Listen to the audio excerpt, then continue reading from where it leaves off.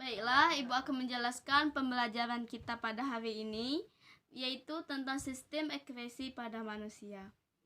Tujuan kita mempelajari sistem ekskresi: 1. Supaya kita mengetahui macam-macam organ penyusun sistem ekskresi pada manusia. 2. Supaya kita memahami fungsi dari sistem ekskresi. 3. Supaya kita mengetahui kelainan dan penyakit pada sistem ekskresi dan upaya mengatasinya. Sistem ekskresi adalah pengeluaran zat-zat sisa metabolisme yang tidak digunakan oleh tubuh kita lagi. Fungsi sistem ekskresi: 1. Membuang sampah hasil metabolisme. 2. Karbon dioksida atau CO2. 3. Racun sampah nitrogen. 4. Obat-obatan. 5. Keringat. 6. empedu. Alat-alat ekskresi pada manusia ada 4, yaitu 1. Ginjal, 2. Hati, 3. Kulit, dan 4. paru-paru. Struktur ginjal. Ginjal merupakan alat ekskresi yang utama. Bentuknya seperti biji kacang buncis yang berwarna merah coklat. Panjangnya 10-15 cm. Beratnya sekitar 200 gram. Jumlahnya sepasang, terletak di dekat tulang-tulang pinggang.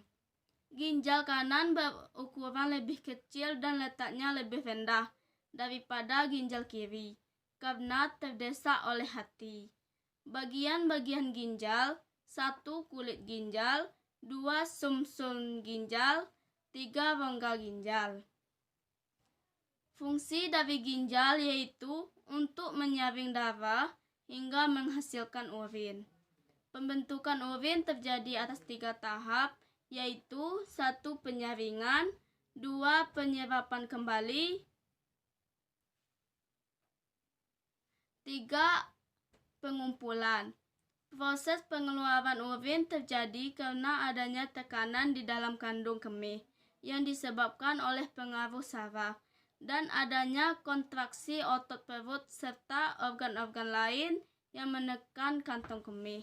Setiap hari, urin yang dikeluarkan dari tubuh sekitar 1-2 liter, tergantung dari jumlah cairan yang masuk.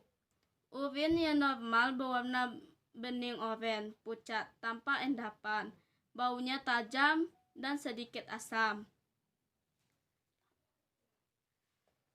2. Hati. Hati merupakan kelenjar terbesar pada manusia, terletak dalam rongga perut sebelah kanan. Warnanya merah tua. Hati orang dewasa beratnya sekitar 2 kg. Hati menghasilkan cairan empedu yang berasal dari hemoglobin, sel darah merah yang telah tua dan rusak yang dihancurkan di dalam limpa. Fungsi lain dari hati juga adalah: 1. Menyimpan gula dalam bentuk glikogen. 2. Menawarkan racun. 3. Tempat pembentukan urea. 4. Membuat vitamin A yang berasal dari provitamin A. Membuat fibrinogen serta protombin. Mengatur kadar gula dalam darah. Menghasilkan zat warna empedu.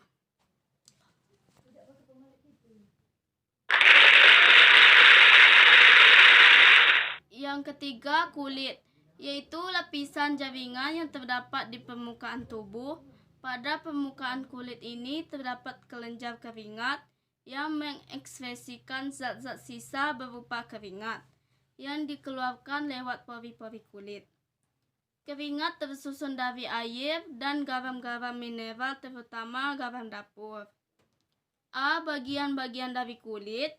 1. Kulit ari. 2. Kulit jangat. 3. Kulit bawah kulit. 1. Kulit ari adalah kulit yang paling luar dan sangat tipis sekali. 2. Kulit jangat merupakan lapisan kedua dari kulit. 3. Jaringan ikat bawah kulit berada di bawah dermis. B. Fungsi dari kulit.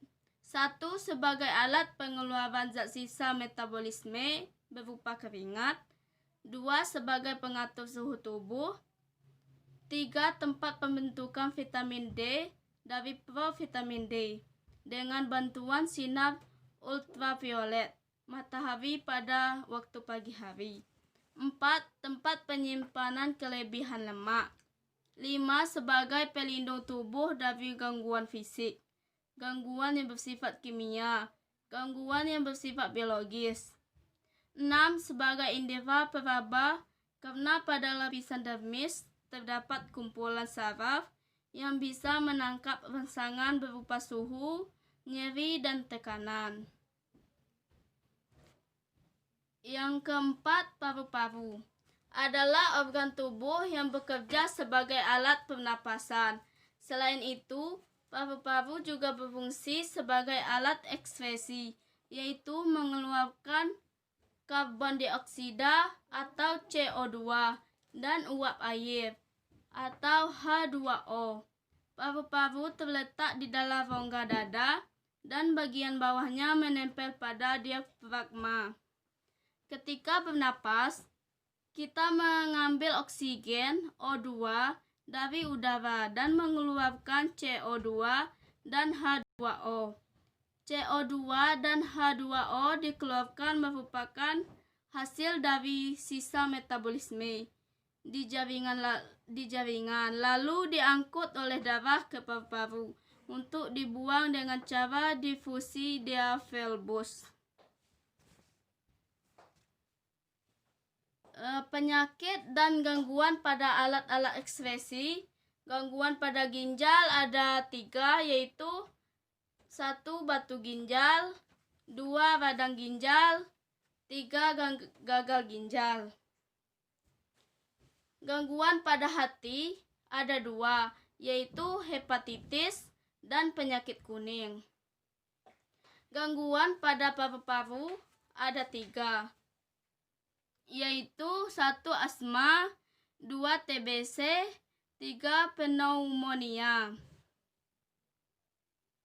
Gangguan pada kulit ada 4, yaitu biduran, ringworm, psoriasis, kanker kulit.